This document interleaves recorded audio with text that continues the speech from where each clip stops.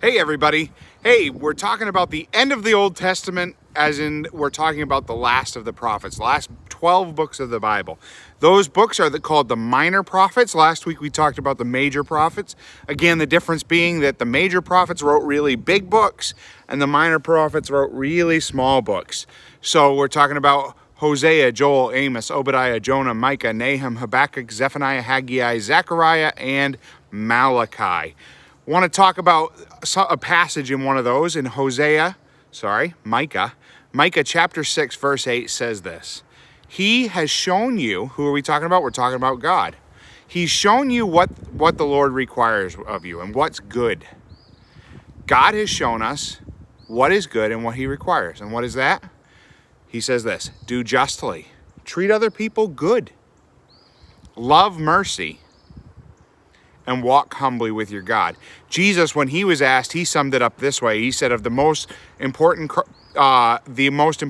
commandments in the Bible were this: love the Lord your God with all your heart and love your neighbor as yourself. Right? That covers the do justly and walking humbly with your God. Do justly, love mercy, and walk humbly with your God. Do justly, treat other people right, love mercy. Don't always come down hard on people that do you wrong, and walk with your God. Ultimately, sorry, I just got a low battery notification. Ultimately, the Old Testament does this. It teaches us who God is and what he wants of us, the kinds of lives that he wants us to live.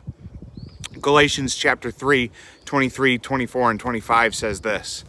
It says, the Old Testament, the law, was sort of like a guardian, like a parent. And it kept us from doing things too bad. It protected us and kept us safe until the Messiah came. Like a parent, right? Like think back when you were a little kid. You probably didn't know how to keep yourself safe. You didn't know that you couldn't walk in a road. And your parents had some rules. They had rules about going in the road, about looking both ways first, right? Rules that kept you safe.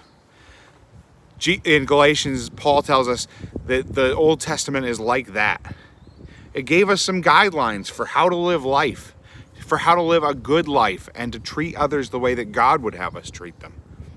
But here's the problem. Here's the ultimate shortfall of the Old Testament. And by the way, it's why the Old Testament ends incomplete. It ends kind of mid-sentence.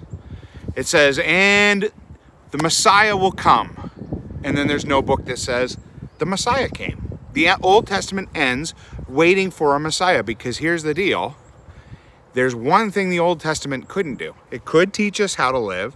It could teach us about the character of God and what he's looking for us to live our lives like. But it couldn't save us. It couldn't save us. The New Testament tells us this. There's no other name under heaven given to us that can save us except Jesus Christ.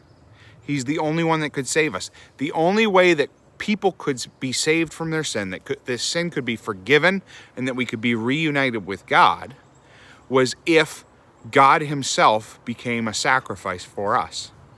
And so the Old Testament ends with a waiting.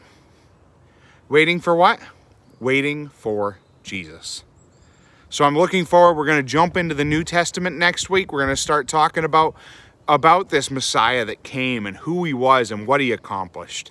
Looking forward to that. Hope you'll be able to join us with that. Hoping to see you back in church soon. I miss all of you so much. I know a bunch of people have come back now that some of those vaccines are getting out and our numbers a little bigger. Just thrilled to continue to see more and more people come back. All right, until next time, I love you. Have a wonderful week and God bless.